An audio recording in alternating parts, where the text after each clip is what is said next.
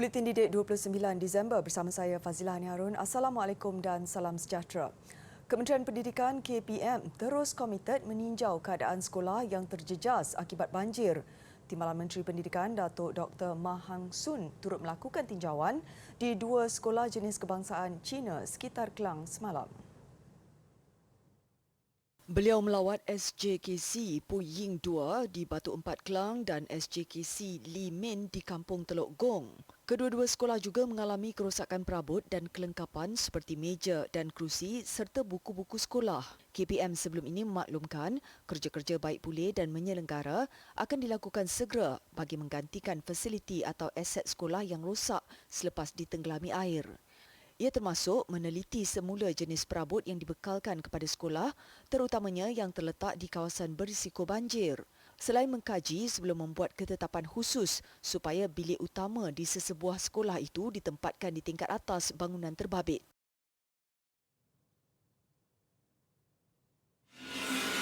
Dalam pada itu meneruskan misi bantuan pasca banjir ialah Sukarelawan Bantuan Bencana Guru Pewaris Negara KPM. Pasukan yang terdiri daripada Sukarelawan Guru Pewaris Negara Maran, Pejabat Pendidikan Daerah Maran, Majlis Pengetua Sekolah Menengah, Majlis Guru Besar dan pasukan ECRL telah bekerjasama membersihkan SK Cenur, Maran, Pahang.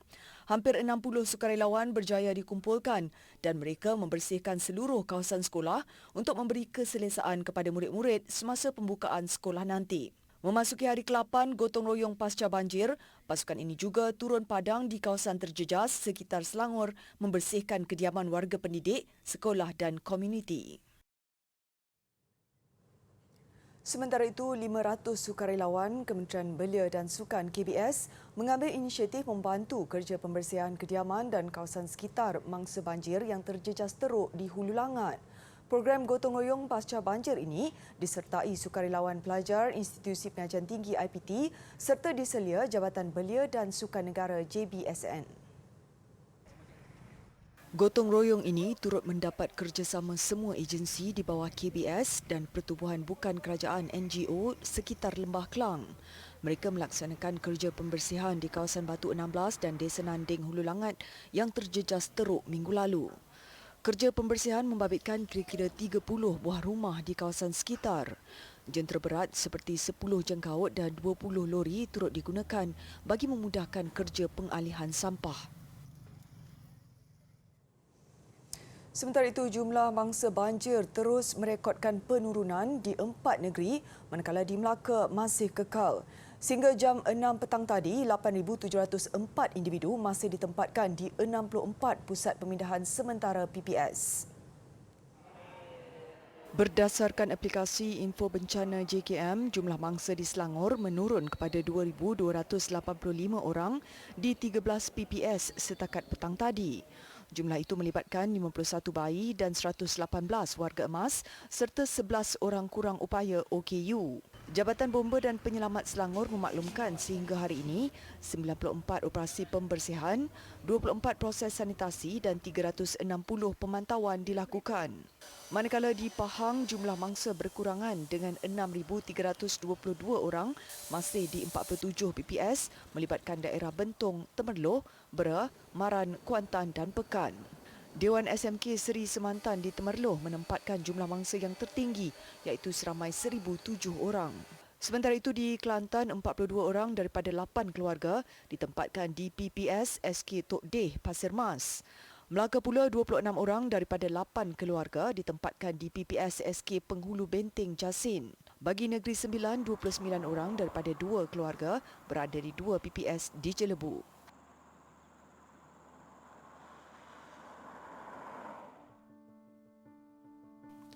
Sumbangan bantuan bencana banjir. Anda boleh menyalurkan sumbangan anda kepada Yayasan Didik Negara menerusi akaun bank tertera. Sumbangan berbentuk barangan pula boleh disalurkan ke Pusat Pengumpulan Barang YDN.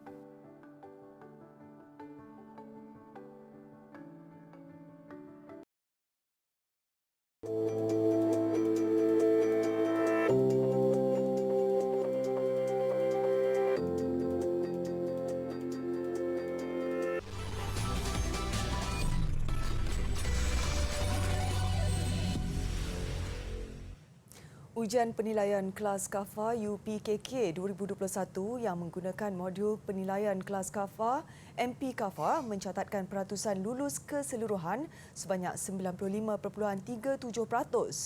Pelaksanaan UPKK pada 15 hingga 30 November lalu membabitkan 464,605 calon iaitu murid tahun 6 2020 dan murid tahun 5 2021. Ujian penilaian ini melibatkan 8 mata pelajaran yang diuji dalam bentuk amali dan lisan oleh guru KAFA. 8 mata pelajaran itu terdiri daripada amali solat, penghayatan cara hidup Islam, Al-Quran, ulum syariah, sirah, adab, jawi dan khat serta lugah Al-Quran. Menurut Timbalan Ketua Pengarah Dasar Jabatan Kemajuan Islam Malaysia JAKIM, Hakimah Muhammad Yusof, amali solat mencapai pencapaian tertinggi iaitu 97.4%. Diikuti penghayatan cara hidup Islam 96.06% dan Al-Quran mencapai 96.89% lulus. Ia sekaligus mencapai objektif penilaian yang telah ditetapkan dengan kejayaan pelajar dalam menguasai ibadat solat, tilawah Al-Quran dan mengamalkan cara hidup Islam dalam kehidupan seharian. Peperiksaan untuk subjek bertulis UPKK bagi calon 2020 dan 2021 digantikan dengan pelaksanaan berbentuk penilaian sepenuhnya kerana pandemik COVID-19 yang melanda dunia. Bagi menanam minat anak-anak terhadap bidang robotik, Tech Up dengan kerjasama Persatuan Ibu Bapa dan Guru PIBG SK Cyberjaya menganjurkan pertandingan mencari harta karun menggunakan simulasi robotik. Pertandingan yang berasaskan programming itu melatih pemikiran aras tinggi selain membentuk kreativiti pelajar.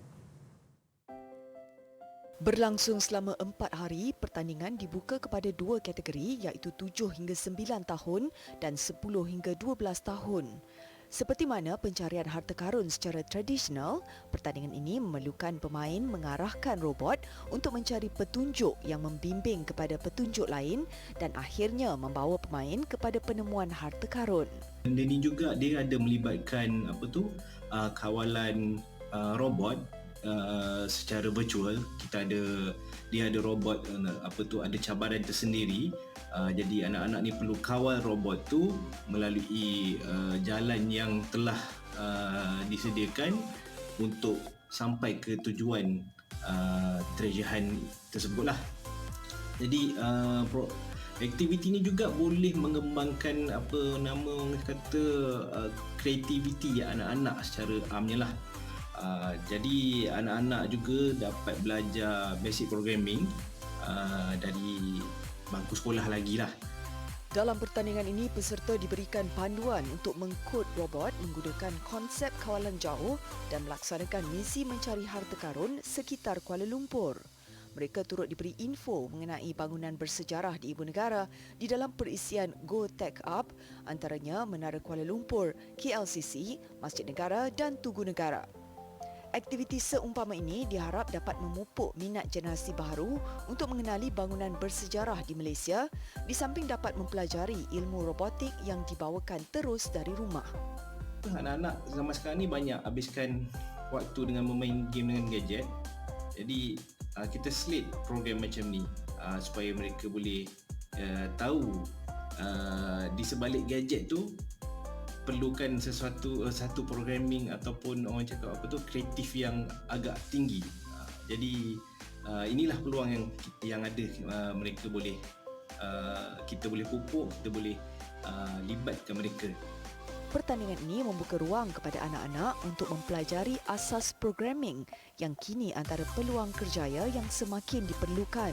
Pertandingan yang boleh disertai dari rumah ini juga antara aktiviti bermanfaat untuk pelajar semasa cuti sekolah ketika ini.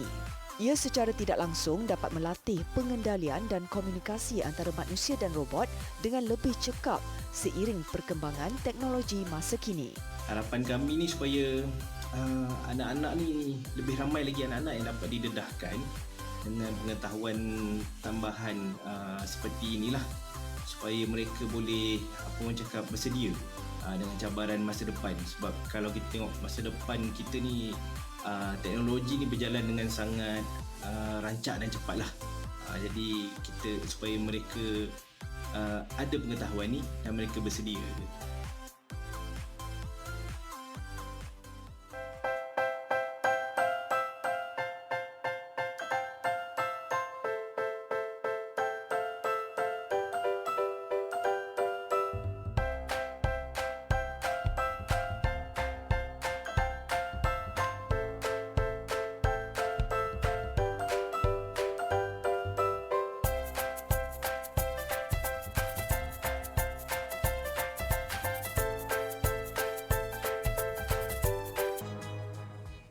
Bertemu kembali. Hong Kong suatu ketika dahulu sangat terkenal dengan papan tanda berlampu neon yang meriah dan berwarna-warni. Tradisi ini bagaimanapun semakin pudar, antaranya disebabkan alternatif yang lebih menjimatkan dan undang-undang pemasangan lebih ketat. Namun kini terdapat generasi baru artis neon yang bangkit, cuba memberi nafas baru kepada tarikan itu. Tidak ramai yang tahu kebanyakan generasi lama enggan berkongsi ilmu seni neon kepada golongan muda kerana hanya mahu menurunkannya kepada waris sendiri. Namun tidak semua waris mahu mempelajari kepakaran itu. Sebagai artis neon, Karen Chan mengakui itulah punca dia tidak dapat berguru dengan baik di negara sendiri. Namun ia tidak melunturkan semangatnya, sebaliknya berasa tercabar dan mahu terus mencuba. I have personally been learning different kind of crafts, like ceramics or even birdcage making, and many other crafts. I couldn't find one that could be as complicated as neon bending or making. So this is what draws me into it. And also the other thing is, it's so hard to learn. It's so rare to find someone to teach as well. Justru Chan terpaksa mencari ilmu di internet dan mengembara ke New York dan Amsterdam. Di sana terdapat komuniti global yang sentiasa mahu berkongsi ilmu secara terbuka berbanding generasi lama di Hong Kong yang menganggap seni itu adalah rahsia. Difahamkan Chan kini satu-satunya wanita yang bekerja dalam industri didominasi lelaki itu. Ketika ini dia mengendalikan projek The Neon Girl bersama 6 artis neon lain di serata dunia. Menyifatkan seni membengkokkan kaca neon setanding dengan sukan Olimpik yang memerlukan tenaga, ketepatan dan fleksibiliti, Chan berharap hasil kerjanya mampu memecah sempadan perspektif terhadap seni lampu neon yang sebenarnya mampu diberi nafas baru.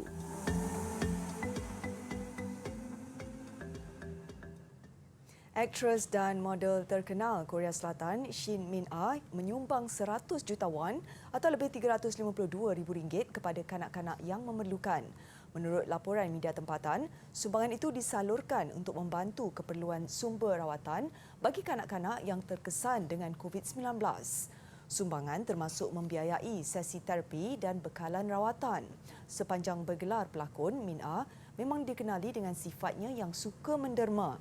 Tahun ini disebabkan pandemik COVID-19 berpanjangan, dia memutuskan untuk membantu kanak-kanak yang tidak mendapat keperluan kesihatan sepatutnya. Populariti Min-ah semakin melonjak tahun ini berikutan drama lakonannya Hometown Cha-Cha-Cha yang menjadi kesukaan ramai. Malah ia disebut sebagai K-drama Netflix paling laris tahun ini selepas Squid Game.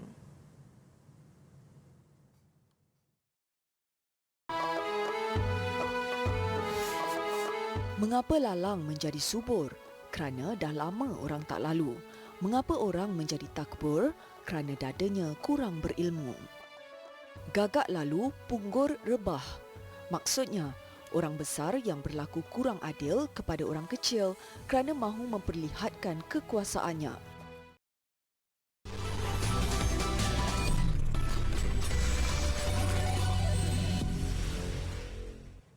Sukan jurulatih negara akan dapat mengenali pemain bimbingan mereka dengan lebih baik dan mengambil pendekatan lebih berfokus di bawah struktur baru yang diumumkan. Itu rumusan Reksi Manaki yang akan menyelia keseluruhan jabatan beregu selaku pengarah kejurulatihan beregu Persatuan Badminton Malaysia BAM. Reksi optimis dengan melatih jumlah pemain yang lebih rendah, jurulatih dapat mengetahui lebih jelas keperluan mereka dan dapat berusaha lebih baik ke arah kejayaan. Bekas juara Olimpik dan juara dunia yang kembali ke BAM sebagai timbalan pengarah kejurulatihan pada 1 Disember juga percaya struktur baru ini dapat meminimumkan masalah di pihak kejurulatihan. Seterusnya, setiap laporan yang bakal dikemukakan kepadanya adalah lengkap dan akan dipanjangkan kepada jawatankuasa kejurulatihan dan latihan untuk diperhalusi. Reksi mengakui untuk melakukan perubahan daripada sistem sedia ada kepada satu sistem baru bukannya mudah. Namun beliau berharap dengan pendekatan baharu ini dan penjelasan yang lebih baik, prestasi pemain akan bertambah baik tahun hadapan. BM turut memaklumkan pengarah kejurulatihan Wong Chun Han akan kembali memikul tanggungjawab selaku pengarah Jabatan Perseorangan. Bagi Chung Han, perubahan itu adalah untuk kebaikan masa hadapan dan mengakui terdapat kelewatan dalam proses membuat keputusan dalam struktur sebelumnya. Dengan tekad untuk menumpukan kepada struktur perseorangan, Chung Han juga yakin kepakaran reksi mampu membentuk barisan beregu kebangsaan yang lebih mantap dan berdaya saing. Peluang buat skuad bola sepak bawah 23 tahun kebangsaan menebus kekalahan pasukan senior di tangan Indonesia apabila diundi sekumpulan pada kejuaraan AFF bawah 23 yang berlangsung di Kemboja Februari depan. Yang pasti, satu lagi tugasan getir buat jurulatih Brad Maloney selepas berjaya mengemudi pasukan bawah 22 tahun negara ke Piala Asia di Uzbekistan Jun tahun depan. Pada majlis undian yang berlangsung secara dalam talian hari ini, selain juara bertahan Indonesia, Myanmar dan Laos turut diundi bersama Malaysia dalam kumpulan B. Kumpulan A menampilkan tuan rumah, Kemboja, Timor Leste, Filipina dan Brunei. Manakala saingan lebih sengit dalam kumpulan C apabila Thailand, Vietnam dan Singapura bakal berentak. Hanya 3 juara kumpulan dan 1 naib juara kumpulan terbaik layak ke separuh akhir. Pencapaian terbaik Malaysia pada edisi 2005 di Thailand yang menyaksikan skuad negara menamatkan saingan dalam kelompok 4 terbaik. Kejuaraan di Phnom Penh dijadual berlangsung pada 14 hingga 26 Februari tahun depan. Ia pastinya gelanggang terbaik buat Maloney dalam memperkasakan persiapan skuad bawah 22 tahun negara ke Piala Asia di Uzbekistan.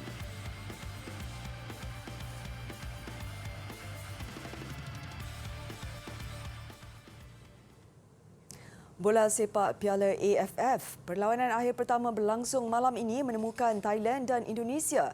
Di atas kertas, Thailand diletakkan selaku pilihan. Namun, perwatakan kental barisan muda Indonesia menjanjikan saingan menarik sekaligus bakal menampilkan perlawanan lebih seimbang. Pencapaian cemerlang Thailand sejak penganjuran pertama Piala AFF pada 1996 pastinya bukan lagi boleh dijadikan ukuran. Namun, rekod juara 5 kali tetap membayangkan reputasi hebat Thailand yang satu ketika dahulu pasukan paling digeruni di Asia Tenggara. Kejayaan menyingkirkan juara bertahan Vietnam pada separuh akhir seolah memberi petanda skuad kendalian jurulatih Mano Polking kelahiran Brazil ini bakal kembali bergelar pasukan nombor 1 Asia Tenggara. Gandingan dua penggempur sensasi Terasil Dangda dan Shanatip Songkrasin dijangka sekali lagi menjadi tunjang kekuatan Thailand. Kali terakhir Thailand bergelar juara pada 2016, ironinya menewaskan Indonesia dengan agregat 3-2.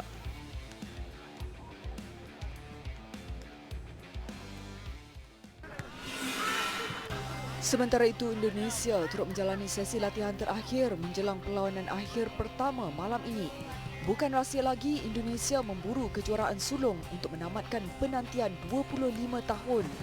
Sejak kejohanan bermula pada 1996, 5 kali skuad Garuda berjaya layak ke perlawanan akhir namun terpaksa berpuas hati dengan gelaran naib juara.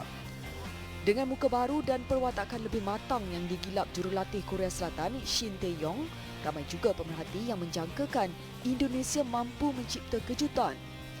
Setakat ini Indonesia mengekalkan rekod tanpa kalah dan paling menarik mengekang juara bertahan Vietnam dengan keputusan tanpa jaringan selain menewaskan tuan rumah Singapura dengan agregat 5-3 pada separuh akhir.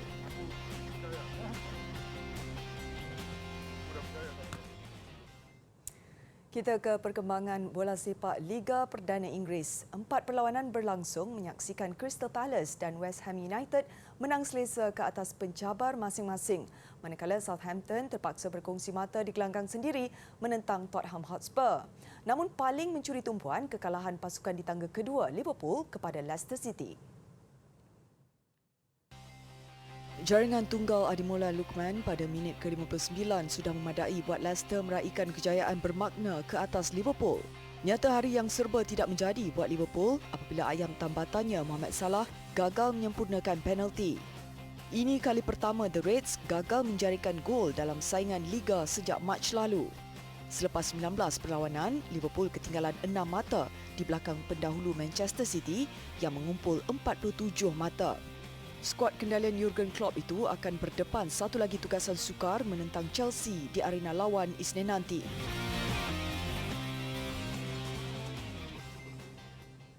Paparan perhiasan di sekitar Moskow, Rusia sempena tahun baru mengakhiri buletin Didik malam ini. Saya Fazlan Harun, salam hormat dan Assalamualaikum.